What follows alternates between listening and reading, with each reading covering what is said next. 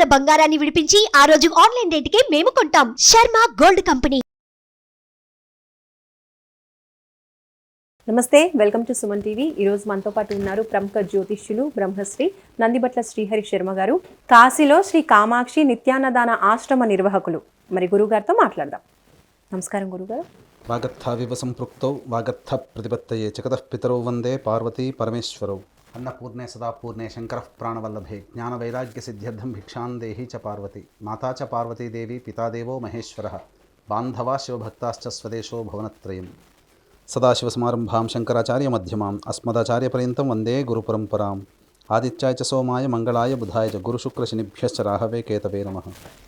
శృంగేరి జగద్గురు పీఠాధిపతులు శ్రీ శ్రీ శ్రీ భారతీ తీర్థ మహాస్వాముల వారికి, శ్రీ శ్రీ శ్రీ విధుశేఖర భారతీ తీర్థ మహాస్వాముల వారికి, కంచి కామకోటి పీఠాధిపతులు శ్రీ శ్రీ శ్రీ విజేంద్ర సరస్వతి మహాస్వాముల వారికి ప్రణామములు తెలియజేసుకుంటూ కార్యక్రమాన్ని ప్రారంభిద్దాం. గురుగారు, ఈ 2024వ సంవత్సరంలో కన్యా రాశి వారికి ఏ విధంగా ఉండబోతోంది? జ్యోతిష్యపరంగా వాళ్ళు ఎటువంటి పరిహారాలు పాటించాలి, పరిస్థితులు అనుకూలించాలి అంటే వాళ్ళు ఏం చేయాలో తెలియజేయండి. ముందుగా వీక్షించేటువంటి సుమన్ టీవీ ప్రేక్షకులకి ఆంగ్ల నూతన సంవత్సర శుభాకాంక్షలు తెలియజేసుకుంటూ, ఈ 2024 సంవత్సరంలో కన్యా రాశి వారికి ఎటువంటి ఫలితాలు ఉంటాయి, ఆ ఫలితాలు చెడు ఫలితాలా మంచి ఫలితాలా, వాటిని అధిగమించడానికి జీవితంలో పైకి ఎదగడానికి ఈ 2024 సంవత్సరంలో ఎటువంటి నియమాలు పాటించాలో క్లుప్తంగా తెలియజేసుకుందాం.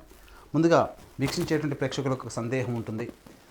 రాశి ఫలితాలు ఉన్నప్పుడు ఉగాది టు ఉగాది కదా, మరి జనవరి 1వ తారీఖు నుంచి చెప్పుకునే సాంప్రదాయం మనకు లేదు కదా అని చెప్పి సందేహం ఉంటుంది. గమనించాల్సిన అంశం ఏంటంటే, ప్రపంచమంతా ఒక విషయమై పూర్తిగా ఆమోదాన్ని తెలిపితే అదంతా కూడాను శాస్త్రబద్ధమై ఉంటుంది అని చెప్పి మనకు శాస్త్రం తెలియజేయబడుతుంది. కాబట్టి జనవరి 1వ తారీఖున నూతన సంవత్సరం ప్రారంభమవుతుందని ప్రపంచమంతా అంగీకరించినటువంటి సందర్భంలో ఇప్పుడు మనం చెప్పుకోబోయేటువంటి పరిహారాలు లేదా కన్యా రాశికి సంబంధించినటువంటి వివరాలు ఏవైతే ఉంటాయో అవి కేవలం జనవరి 1వ తారీఖు నుంచి డిసెంబర్ 31వ తారీఖు వరకు ఉండేటువంటి గ్రహాల యొక్క సంచార ప్రభావాన్ని బట్టి కన్యా రాశి వారికి మంచి చెడు ఏ విధంగా జరుగుతుందో తెలియజేసుకుందాం. ముందుగా నవగ్రహాలలో అత్యంత దీర్ఘకాలిక గ్రహాలైనటువంటి గురు, శని, రాహుకేతులను చూసుకున్నట్లయితే గురువు ఒక్కొక్క రాశిలో సంవత్సరం, శని 2.5 సంవత్సరాల పాటు, రాహుకేతులు చెరి 1.5 సంవత్సరాల పాటు సంచారం జరుగుతుంది. కాబట్టి ఈ యొక్క 4 గ్రహాల యొక్క ప్రభావమే ప్రధానముగా 12 రాశుల వారికి కూడాను మంచి చెడు ఫలితాలు ఉంటాయి. కాబట్టి ముందుగా మనం తెలియజేసుకుందాం. ముందుగా వీటిని మనము చూసుకున్నట్లయితే రాహువు, కేతువు ఈ సంవత్సరం అంతా కూడా మీన కన్యా రాశిలో సంచారం జరుగుతుంది. శని సంవత్సరం అంతా కూడా కుంభరాశిలో సంచారం. ఇక గురువు వచ్చేసరికి 2వ తారీఖు మే నుంచి 2వ తారీఖు మే వరకు కూడా మేషరాశిలో ఉండి 2వ తారీఖు మే నుంచి డిసెంబర్ మొత్తం వరకు కూడాను వృషభ రాశిలో సంచారం జరుగుతుంటుంది.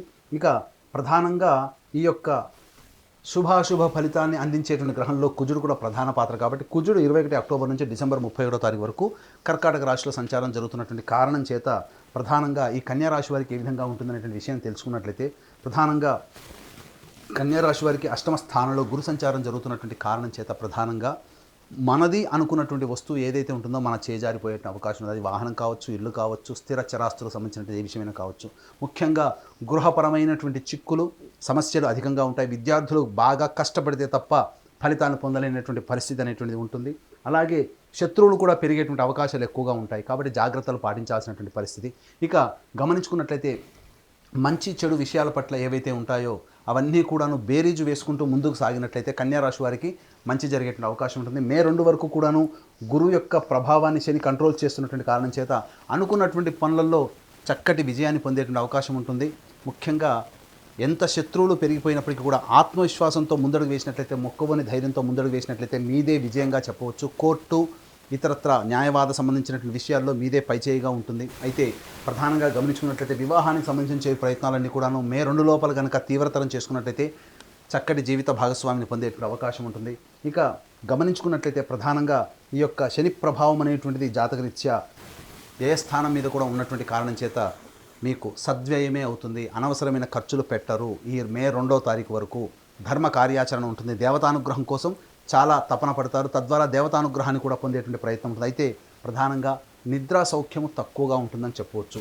ఇక గమనించుకున్నట్లయితే ఈ యొక్క శని ప్రభావము కన్యా రాశి వారికి 3వ స్థానంలో ఉండడం, వీక్షణ ఉండడం, ఈ కారణం చేత అద్భుతమైనటువంటి యోగదాయకమైనటువంటి కాలం మే 2 వరకుగా చెప్పవచ్చు. కారణం ఏంటంటే నూతన వ్యక్తుల యొక్క పరిచయ ప్రభావము, అలాగే సోదర సోదరుని మధ్య ఉన్నటువంటి పొరపచ్చాలు తొలగి మీకు అనుకూలంగా ఉండేటువంటి సమయము ఈ కన్యా రాశి వారికి గోచరమవుతుంది.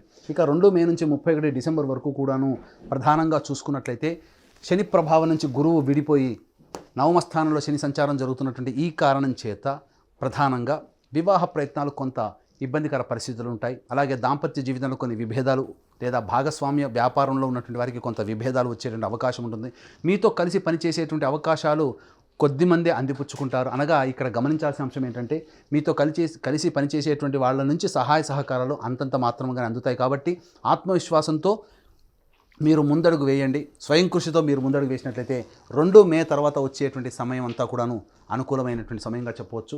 ఇక గమనించుకున్నట్లయితే ప్రధానంగా 2 మే నుంచి చేసేటువంటి వృత్తి వ్యాపారాల్లో ప్రతి వృత్తిలో ఉన్నటువంటి వారు కూడాను ప్రధానంగా ధనపరమైనటువంటి చిక్కులు ఎదుర్కొనేటువంటి అవకాశాలు ఉంటాయి. ముఖ్యంగా మే 2 వరకు కూడాను ఈ కళాశాల రంగంలో ఉన్నటువంటి వారు, అలాగే ఎఫ్ఎంసీజీ రంగం, ఆహార ఉత్పత్తులకు సంబంధించినటువంటి బంగారు వ్యాపారస్తులు, అలాగే రియల్ ఎస్టేట్ రంగంలో ఉన్నటువంటి వారు అనుకూలమైనటువంటి ఫలితాలు ఈ యొక్క కన్యా రాశిలో వాళ్ళు పొందుతారు. అలాగే సినిమా ఇండస్ట్రీలో ఉన్నటువంటి వారికి అద్భుతమైనటువంటి అవకాశాలు మే 2 వరకు గోచరమవుతున్నాయి. కాబట్టి చక్కటి వచ్చినటువంటి ప్రాజెక్టులన్నీ కూడాను భవిష్యత్తులో అవి విజయవంతమే మీకు కాసుల వర్షాన్ని కురిపించే అవకాశం ఈ యొక్క కన్యా రాశి వారికి మే 2 వరకు గోచరమవుతుంది. ఇక గమనించుకున్నట్లయితే ప్రధానంగా సరైనటువంటి సమయానికి తిండి అనగా భోజనం సహాయ సహకారాలు లేకపోవడం, తద్వారా శరీరము అలసట చెందేటువంటి అవకాశం, నిద్ర సరిగ్గా లేకపోవడం, శరీరం అలసత్వం ఉంటుంది. కాబట్టి పర్ఫెక్ట్ డైట్ కంట్రోల్లో కనుక ఉండి ఈ సంవత్సరం అంతా ప్లానింగ్ చేసుకున్నట్లయితే ఆరోగ్యపరంగా చక్కగా ఉంటూ మీకు వచ్చేటువంటి సమస్యల్ని అధిగమించడానికి మీ యొక్క శరీరం కూడా సహాయ సహకారాలు అందిస్తుందని చెప్పవచ్చు.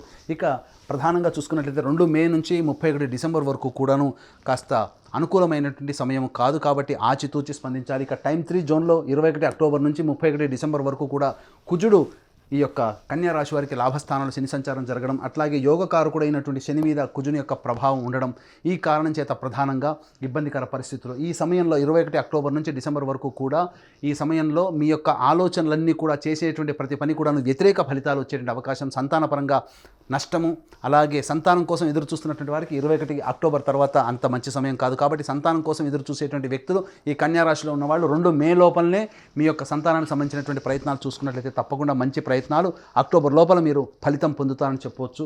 ఇక గమనించుకున్నట్లయితే ఇక్కడ ప్రధానంగా శత్రు సమస్యలు పెరిగేటువంటి అవకాశం 21 అక్టోబర్ నుంచి ఏర్పడేటువంటి అవకాశం ఉంది.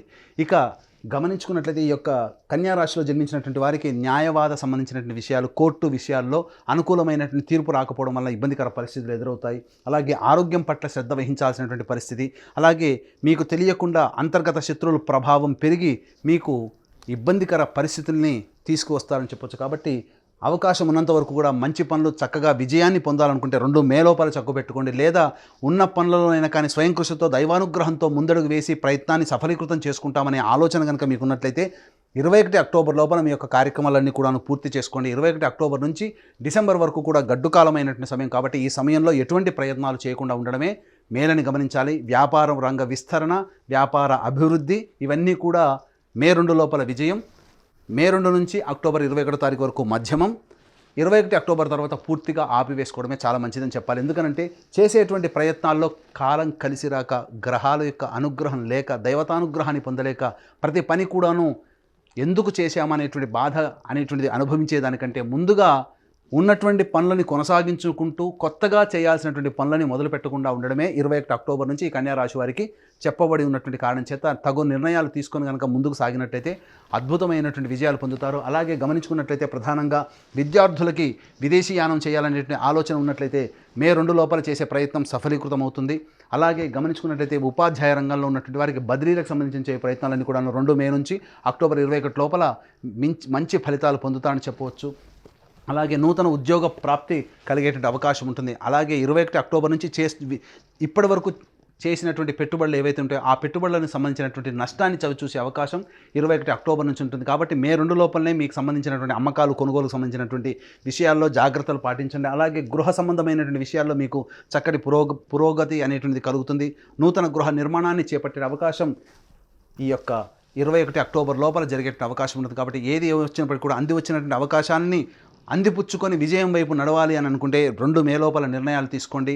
ఉన్నంతలోనైనా కానీ కష్టపడి పైకి వస్తాము, దైవతానుగ్రహంతో మన పనులు పూర్తి చేసుకుంటామంటే 21 అక్టోబర్ లోపల మీరు పూర్తి చేసుకోండి. 21 అక్టోబర్ నుంచి డిసెంబర్ 31వ తారీఖు వరకు అనుకూలమైనటువంటి సమయం లేని కారణం చేత ఈ కన్యా రాశి వారు కొన్ని ఇబ్బందికర పరిస్థితులతో మొదలెట్టాల్సి వస్తుంది. రాహుకేతుల యొక్క ప్రభావం జన్మరాశిలో 7వ స్థానంలో ఉండడం, ఈ సంవత్సరం అంతా ఉండడం కారణం చేత మీకు ఎదుటి వారి నుంచి సహాయ సహకారాలు అంతగా రాలేకపోవడము, ఈ కారణంగా 2 మే నుంచి డిసెంబర్ వరకు కూడా చేసేటువంటి ప్రయత్నాల్లో కొన్ని ఇబ్బందికర పరిస్థితులు అనేటువంటివి తలెత్తుతాయి. కాబట్టి మనుషులు ఇంతేనా అనే భావన 2 మే నుంచి మీరు అనుభవిస్తారు. కాబట్టి ఇవన్నీ కూడా సంఘం మీద కావచ్చు, మనుషుల మీద కావచ్చు, తోటి వాళ్ళ మీద కావచ్చు, ద్వేషభావం పెంచుకోకుండా ప్రేమ వాతావరణంతో ముందుకు సాగి దైవానుగ్రహాన్ని పొంది ప్రయత్నం చేసినట్లయితే ఈ సంవత్సరం అంతా కూడా కన్యా రాశి వారు ఆనందకరమైనటువంటి జీవితాన్ని పొందుతారని చెప్పడంలో ఏమాత్రం సందేహం లేదు. అలాగే గురువుగారు, ఏ దైవాన్ని ఆరాధించడం ద్వారా కన్యా రాశి వాళ్ళకి సంవత్సరం అంతా కూడా అనుకూలించే అవకాశాలు కనిపిస్తున్నాయి అంటారు? కన్యా రాశి వారు ప్రధానంగా లక్ష్మీదేవి ఆరాధనని చేయాలి. శుక్రవారం రోజున అమ్మవారికి అభిషేకము, అర్చన ఇవన్నీ చేసుకున్నట్లయితే చాలా మంచి జరుగుతుంది. ముఖ్యంగా ప్రతి శుక్రవారం రోజున లక్ష్మీ ఫోటోకి ఎర్రటి పూలమాల వేసి లక్ష్మీ సహస్రనామ పారాయణం చేయండి. చేసి స్వీట్ ఏదైనా కానీ స్వీట్ నైవేద్యంగా పెట్టండి. ఈ విధంగా 16 శుక్రవారాలు చేసి 16వ శుక్రవారం రోజున ముగ్గురు ముత్తైదులకి స్త్రీ అలంకరణ వస్తువులు అంటే అద్దము, దువ్వెన, కాటుక, గాజులు, రవికబట్ట, పూలమాల, పసుపు, కుంకుమ, వస్త్రము, దక్షిణతో సహా ఇంకా ఉన్నట్లయితే కొబ్బరి బోండంతో సహా స్త్రీమూర్తులకి దేవతలుగా భావించే ముగ్గురు స్త్రీమూర్తులకి ఈ యొక్క సంబంధించినటువంటి వస్తువులు వాయనం ఇచ్చి భోజనం పెట్టండి. మీ యొక్క సంకల్పం ఖచ్చితంగా నెరవేరుతుంది. ఇక గమనించాల్సిన అంశం ఏంటంటే, వీక్షించేటువంటి ప్రేక్షకుల్లో ఈ సంవత్సరం అంతా కన్యా రాశిలో వాళ్ళకి సంవత్సరం అంతా బాగుండాలి, మీ యొక్క సంకల్పం నెరవేరాలనేటువంటి ఒక సదుద్దేశంతో మా పీఠం ఆధ్వర్యంలో సంకల్ప సిద్ధి హోమాలు ప్రతి నెల 21 రోజుల పాటు జరుగుతాయి.